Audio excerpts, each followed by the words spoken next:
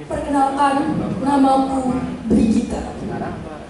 Aku adalah seorang perempuan Indonesia yang dilahirkan dari keluarga yang di darahnya mengalir darah Indonesia dan Company, atau sebut saja darah Belanda.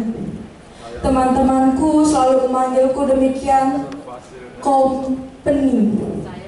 Hal ini dikarenakan kakekku menikah dengan seorang perempuan Belanda yang pada akhirnya pindah kewarganegaraan menjadi warga negara Indonesia sampai akhir dunia.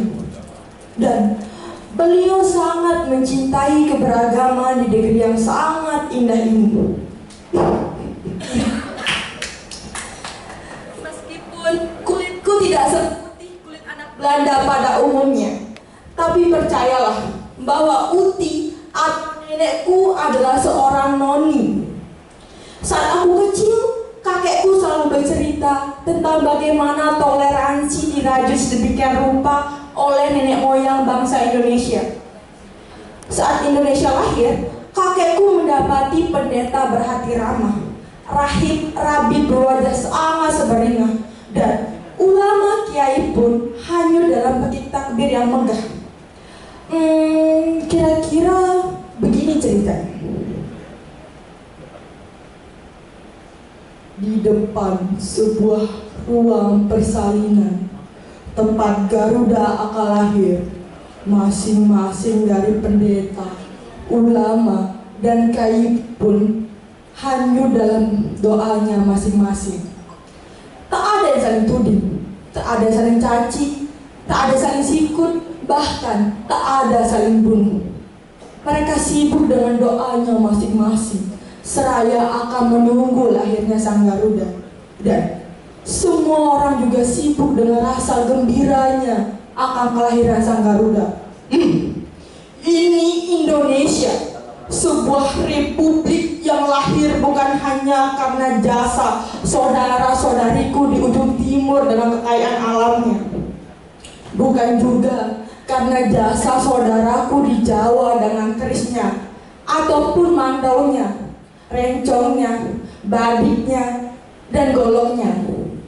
Akan tetapi karena darah yang sama-sama anyir dan amis untuk sang Garuda yang gagah perkasa.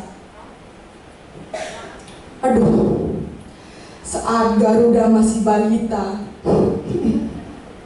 begitu lucu dan mengemaskannya. Saat ini Garuda tumbuh menjadi sosok yang gagah dan perkasa.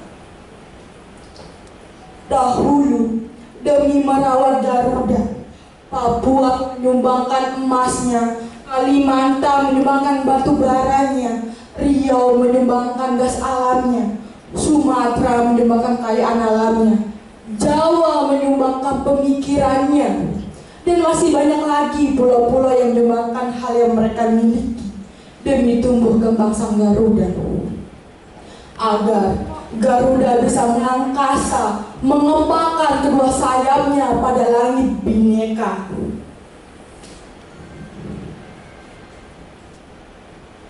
Dulu demi merawat Garuda, yang miskin menyumbangkan keringatnya, yang kaya menyumbangkan hartanya, janda-janda menyumbangkan nyawa suaminya, anak-anak yatim menyumbangkan kepala bapaknya, ulama menyumbangkan doa-doanya, bahkan pejabat hingga presiden pun mengorbankan seluruh gajinya demi tumbuh kembang sang Garuda.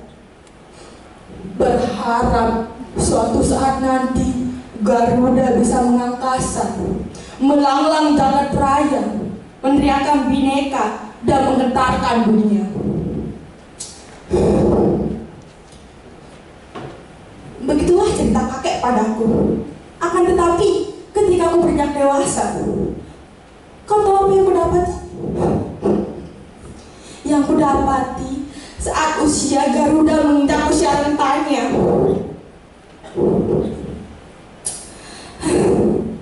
bahkan aku bingung mulai dari mana aku bercerita. Yang jelas aku melihat anak cucu Garuda bergulat, berebut warisan, seakan-akan besok pagi menyumpahi Garuda Kamoksa. Aku melihat haknya untuk mengambil hak-hak anak yatim.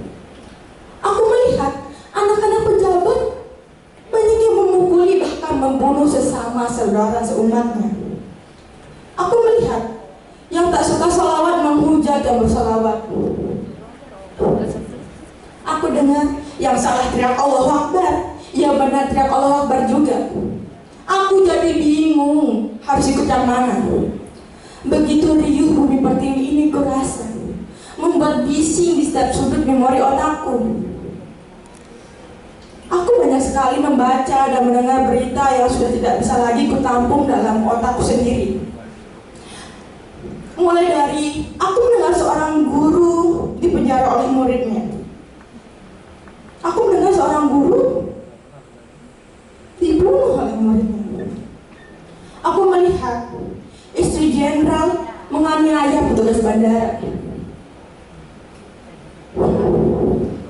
Pertengkaran mana-mana, pertengkaran terkampung, mahasiswa dan mahasiswi yang sedang menuntut hak masyarakat, banyak yang gugur tertembak bahkan dipukuli.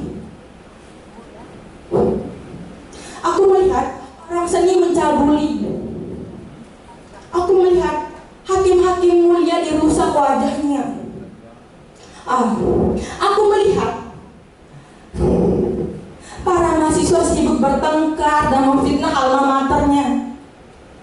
Aku jadi mempertanyakan hal-hal indah yang kakek ceritakan tentang Garuda yang gagah perkasa, yang akan bererat rasa persaudaraan bangsa Indonesia, justru dianggap tak memiliki arti oleh anak bangsa. Garuda. Semakin kemarin aku semakin bingung ketika sebagian anak-anak Garuda tak mau lagi hormat bendera.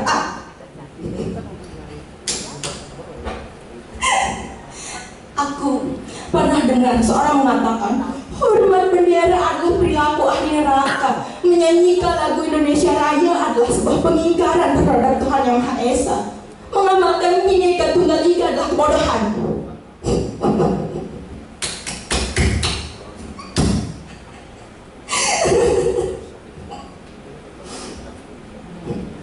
Garuda, lihatlah, anak cucumu kini ditimang-timang oleh zaman yang kian hari kian gila. Maka ajarkanlah lagi kami sabdamu, sabda Bhinneka Tunggal